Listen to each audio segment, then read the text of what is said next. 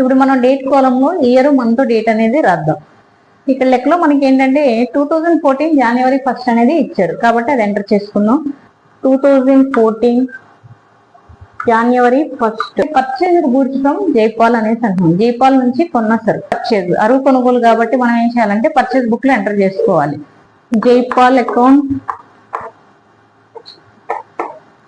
లో మనం ఏం తీసుకుంటాం అంటే పర్సన్ నేమ్ అనేది తీసుకోవాల్సి ఉంటుంది. నెక్స్ట్ మనకి ఏంటంటే ఇన్వార్డ్ ఇన్వాయిస్ నెంబర్ అనేది ఉంది. అక్కడ మనం ఏం చేస్తామంటే సీరియల్ నెంబర్ అనేది రాయాలి. యాక్చువల్ గా లెక్కలో మనకి ఏంటంటే ఇన్వార్డ్ ఇన్వాయిస్ నెంబర్ అనేది ఇస్తే ఇన్వాయిస్ నెంబర్ అనేది నోట్ చేసుకుంటాం. ఇవ్వనప్పుడు మనం సీరియల్ నెంబర్ ఆర్డర్ అనేది ఫాలో అవ్వాల్సి ఉంటుంది. ఇది ఫస్ట్ ట్రాన్సాక్షన్ కాబట్టి 1 అని వేసుకోవాలి. ఫస్ట్ ట్రాన్సాక్షన్ లో మనకి అమౌంట్ ఎంత కనిపిస్తుంది అంటే 6200 ఉంది కాబట్టి ఎంటర్ 200 అమౌంట్ కోలంలో 6200 అనేది ఎంటర్ చేసుకున్నాం.